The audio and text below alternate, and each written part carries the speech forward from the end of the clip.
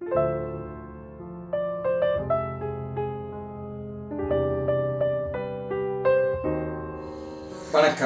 நான் உங்கள் சிவா. இன்னைக்கு நம்ம ஆட்டுக்கால் சூப்பு, அதாவது வெள்ளாட்டுக்கால் சூப்பு எப்படி வைக்கலாம் அப்படிங்கிறத பார்ப்போம். இந்த வெள்ளாட்டுக்கால் சூப்பு வந்து எலும்பு சம்பந்தப்பட்ட பிரச்சனை உள்ளவங்களுக்கு ரொம்ப ரொம்ப நல்லது. கால் எலும்பு வந்து முறிவு உள்ளவங்க, அப்புறம் வந்து அதில் இந்த நெல்ல வெடிப்பு மாதிரி வரும் இல்லையா, அடிப்பட்டு அந்த மாதிரி இருக்கிறவங்களாம் மூட்டு வலி, இதுக்கெல்லாம் வந்து இந்த சூப்பு ரொம்ப ரொம்ப நல்லது. குறிப்பாக வெள்ளாட்டு கால் வந்து நம்ம வாங்கணும். இப்போ பாருங்க, நம்ம கடையிலேருந்து நான் வாங்கிட்டு வந்திருக்கிறேன் வெள்ளாட்டு கால். இப்போ பாருங்க, வெள்ளாட்டுக்கால் வாங்கிட்டு வந்திருக்கிறேன். இதில் இந்த மஜ்ஜை வந்து ரொம்ப ரொம்ப முக்கியம். இதாக இருக்கு இல்லையா, இந்த மஜ்ஜை இதுதான் வந்து சூப்பில் இறங்கி நமக்கு நல்ல எனர்ஜியை கொடுக்கும். இப்போ இது வந்து அவங்க கறியை வச்சு தீயில வந்து வாட்டியிருப்பாங்க, அதனால ஒரு கரிந்த ஒரு வாடை ஒன்று வரும். அதை போக்குறதுக்கு ஒரு 3 நேரம் தண்ணியில் கழுவிட்டு, அதுக்கப்புறம் மஞ்சள் பொடி போட்ட தண்ணியில் நம்ம கழுவிட்டு இதுக்கு வந்து சூப்புக்கு பயன்படுத்தணும். இப்போ நான் இதை க்ளீன் பண்ணிவிட்டு அதுக்கப்புறம் மஞ்சள் பொடியை போட்டு தண்ணியில் கழுவும் போது உங்களுக்கு காணிக்கிறேன். பாருங்கள், இப்படி மஞ்சள் போட்ட தண்ணியில் வந்து நான் நல்லா கழுவி எடுத்துருக்கிறேன். இப்போ கழுவிட்டேன். இப்படி மஞ்சள் போட்ட தண்ணியில் நம்ம கழுவியாச்சுன்னா இதை தீயில கறிக்கும் போது கறிக்கு இது பண்ணிப்பாங்க இல்லையா, தீயை காட்டி அந்த மாதிரி வந்த கரிஞ்ச வாடை வந்து நமக்கு வராது. இப்போ நல்லா கழுவி இது பண்ணியாச்சு. இப்போ இதை வந்து சூப்புக்கு நம்ம எடுத்து பயன்படுத்துறதுக்கு தயாராகிடுச்சு. இப்போ அடுத்தால வந்து சூப்பு செய்கிறதுக்கு என்னென்ன பொருட்கள் தேவை அப்படிங்கிறத நம்ம பார்க்கலாம். வாங்க, நம்ம இப்போ இதுக்கு என்னென்ன பொருட்கள், இந்த ஆட்டுக்கால் சூப்பு வெள்ளாட்டுக்கால் சூப்பு செய்வதற்கு என்னென்ன பொருட்கள் தேவை அப்படிங்கிறத பார்க்கலாம். மல்லி கொஞ்சம் எடுத்துருக்கிறேன், 1 ஸ்பூன் அளவுக்கு. 1 ஸ்பூன் அளவுக்கு வந்து ஜீரகம் எடுத்துருக்கிறேன். அப்புறம் வந்து இன்னொரு சின்ன ஸ்பூன் அளவுக்கு வந்து சோம்பு, அதாவது பெருஞ்சீரகம்.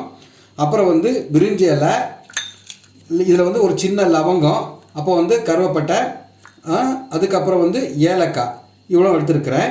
அன்னாசிக்கு ஒரு சின்ன பீஸ் எடுத்துருக்கிறேன். அப்புறம் வந்து மிளகும் எடுத்துருக்கிறேன். இங்கே பாருங்கள், இது இவ்வளோத்தையும் நம்ம மிக்சியில் போட்டு பொடி செய்து வச்சுக்கணும், இந்த இவ்வளோ ஐட்டத்தையும். சரிங்களா? அதுக்கப்புறம் இந்த பக்கம் வாங்க, இஞ்சி பூண்டு இதையும் நம்ம மிக்சியில் போட்டு அடித்து வச்சுக்கணும். ஓகேங்களா? அதுக்கு அடுத்த இந்த பக்கம் வரும்போது நல்லெண்ணெய் கொஞ்சம் எடுத்துருக்கிறேன். இந்த பக்கம் வரும்போது வந்து இது வந்து கருவேப்பிலை, புதினா, மஞ்சள் பொடி, சின்ன வெங்காயம். இப்போ இது இவ்வளோத்தையும் பயன்படுத்தி எப்படி ஒரு அழகான சுவையான வெள்ளாட்டுக்கால் சூப்பு செய்வது அப்படிங்கிறத பார்க்கலாம். மிக்சியில் வந்து நான் முதல்ல வந்து பெருஞ்சீரகத்தை போடுறேன், சோம்பு, அதுக்கப்புறம் வந்து ஜீரகத்தை போடுறேன்.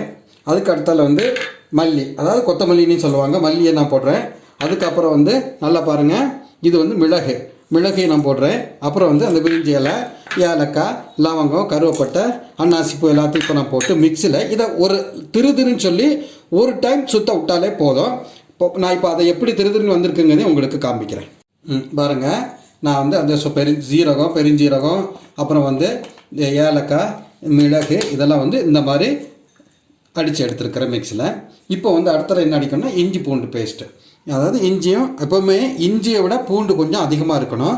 இஞ்சி பூண்டு பேஸ்ட்டை நம்ம இப்போ ரெடி பண்ணிடுவோம். மிக்சியில் போட்டு அடிக்கலாம், இல்லைன்னா சின்ன தள்ளு அதில் வச்சு நம்ம தள்ளி பயன்படுத்திக்கலாம். இப்போ இதையும் ஒரு ஜஸ்ட்டு பேஸ்ட் மாதிரி அடிக்கக்கூடாது, ஜஸ்ட்டு லைஸாக ஒரு சுற்றி விட்டால் போதும். இப்போ நாங்கள் இந்த மாதிரி இஞ்சியும் பூண்டையும் நம்ம அடித்து எடுத்துருக்குறோம். இப்போ இதையும் ஒரு பவுலில் ஒரு சின்ன கண்ணாடி பாத்திரத்தில் நான் வைக்கிறேன். இப்போ இதுக்கு அடுத்தால வந்து நம்ம குக்கர் அடுப்பில் வச்சு ஒரு 1.5 லிட்டர் தண்ணி விட்டு சூப்பு பண்ணுறதுக்கு தயாராகும். பாருங்கள், இப்போ நான் வந்து இந்த ஆட்டுக்காலை வந்து இப்போ நம்ம குக்கரில் போடுவோம். அடுப்பில் வச்சாச்சு குக்கரை. இந்த ஆட்டுக்கால் வந்து இதில் போட்டு ஒரு 1.5 லிட்டர் தண்ணி நம்ம விட்டுக்கலாம். அது உங்கள் தேவைக்கு தவிர கொஞ்சம் கூடுதலாக குறைவாக நீங்கள் விட்டுக்கலாம். பாருங்கள், இப்போ வந்து இதில் ஒரு 1.5 லிட்டர் தண்ணி நம்ம இதில் விடுவோம். இந்த ஆட்டுக்கால் வந்து நல்லா வந்து ஒரு 6-7 விசில் வருது வரைக்கும் வந்து நல்லா வெந்து வரணும். பாருங்கள், கரெக்டாக தண்ணி விட்டுருக்குறோம். புரியுங்களா?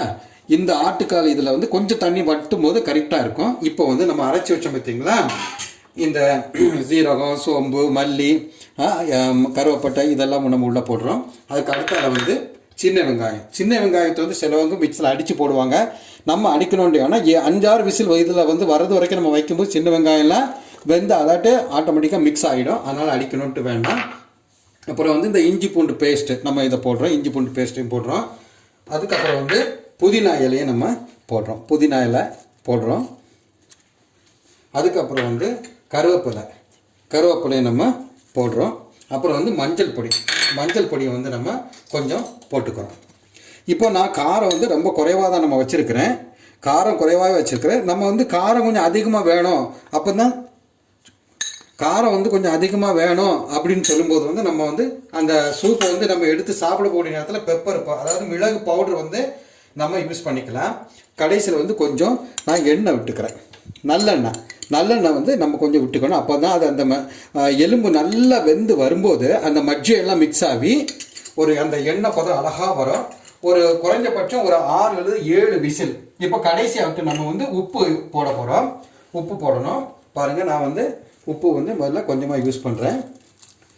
உப்பு போட்டுட்டு இந்த குக்கர் வந்து இப்போ நம்ம என்ன பண்ணிடலாம், மூடி வச்சிடலாம். முதல்ல குறைவாக உப்பு போட்டுட்டு கடைசியில் வந்து தேவைன்னா நம்ம அதிகமான உப்பு நம்ம போட்டுக்கலாம். இப்போ வந்து குக்கரை மூடி ஒரு 7 விசில் வரக்கூடிய அளவுக்கு அப்படியே வச்சிருவோம். இந்த சூப்பை வந்து நம்ம வச்சு எடுத்துட்டு ஒரு 2 மணி நேரம் அப்படியே வச்சிடணுங்க. ஏன்னா குக்கர்லேருந்து ரெடியான பிறகு இறக்கி 2 மணி நேரம் கீழே நம்ம அப்படியே வைக்கும்போது என்ன ஆகும்னு சொன்னால் அந்த ஃபுல்லாக வந்து எல்லாமே இறங்கி இருக்கும். இரவு நேரத்தில் இப்படி வச்சுட்டு சிலவங்க காலையிலையும் குடிப்பாங்க. இப்போ குக்கர் அடுப்பில் வச்சாச்சு. லேசாக அந்த புகை வந்து இந்த விசிலில் வர ஆரம்பிச்சு, இந்த இதில் வெளியே வர ஆரம்பிச்ச கூட நம்ம விசிலை போடுவோம்.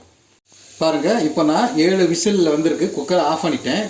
இன்னொன்று 2 விதமாட்டு நீங்கள் வந்து சமைக்கலாம். ஒன்று 7 விசில் வரக்கூடிய அளவுக்கு தீயை மீடியமாக வச்சு அப்படியே சமைக்கலாம். இல்லைன்னு சொன்னால் கொஞ்சம் நல்ல ருசி வரணும், கொஞ்சம் நேரம் ஆனாலும் பரவாயில்லை அப்படின்னு சொன்னால் தீயை கொஞ்சம் சிம்மில் வச்சுட்டு ஒரு 3/4 மணி நேரம் 45 நிமிஷம் அப்படியே குக்கரை வச்சிடணும். சரிங்களா? 45 நிமிஷம் நல்ல அழகாக வெந்து வரும். இப்போ நான் தீயெல்லாம் அணைச்சிட்டேன். இதை வந்து ஒரு 2 மணி நேரம் நீங்கள் வந்து திறக்க வேண்டாம், குக்கரை அப்படியே இருக்கட்டும். 2 மணி நேரம் கழித்து நீங்கள் திறந்தீங்கன்னா பார்க்கறதுக்கே அவ்வளோ நெய் மாதிரி ஊறி வர. ஒரு 2 மணி நேரம் கழித்து திறக்கும் போது நம்ம அதை பார்க்கலாம். பாருங்கள், நம்ம வந்து கிட்டத்தட்ட ஒரு 2 மணி நேரம் கழித்து எடுத்துருக்குறோம். அழகாக நெய் மாதிரி மேலே இதை பார்த்தீங்களா, அந்த மச்சை எல்லாம் கலந்து எலும்பில் உள்ளதில் நல்லா அழகாக வெந்து கடிக்கிறதுக்கு எதமாக வந்திருக்குது, நல்லா வெந்து வந்திருக்குது. இப்போ நம்ம இதை இறக்கி நம்ம வந்து குடிக்கிறதுக்கு பயன்படுத்தலாம். இன்னொன்று சிலவங்க வந்து இதில் வந்து மல்லிக்கீரையை பயன்படுத்துவாங்க, கொஞ்சம் குடிக்கும்போது போடுவாங்க. இப்போ நம்ம வந்து இதில் அதெல்லாம் சேர்க்கலை, டைரெக்டாக நம்ம இப்போ இறக்கி வச்சு உங்களுக்கு காரம் ஜாஸ்தி வேணும்னா கொஞ்சம் நம்ம வந்து மிளகு பவுடரை யூஸ் பண்ணிக்கலாம், அதாவது பெப்பர் பவுடரை பயன்படுத்திக்கலாம். இப்போது சுவையான அழகான உங்களுக்கு வந்து ஆட்டுக்கால் சூப்பு தயாராகிடுச்சிங்க. பாருங்கள், இப்போ நம்ம இது ஒரு கண்ணாடி கோவலையில் எடுத்து வச்சுருக்குறோம். பார்க்குறதுக்கே மிக அருமையாக இருக்குது. நீங்கள் இப்படி செஞ்சு பாருங்கள், ரொம்ப ரொம்ப சுவையாக இருக்கும். இது நம்முடைய ஆரோக்கியத்துக்கும் உடம்புக்கும் நல்லது. இந்த சேனல் உங்களுக்கு வந்து நான் பிடிச்சிருப்போன்னு நினைக்கிறேன். பிடிச்சிருந்தா சப்ஸ்கிரைப் செய்து எங்களுக்கு ஆதரவு தாருங்கள். உங்களுடைய மேலான கருத்துக்களை எங்களுக்கு எழுதி அனுப்புங்கள். அப்படி போய் செய்கின்ற பொழுது நாங்கள் அனுப்பக்கூடிய ஒவ்வொரு வீடியோவும் உங்களை வந்து சேரும். நன்றி, வணக்கம்.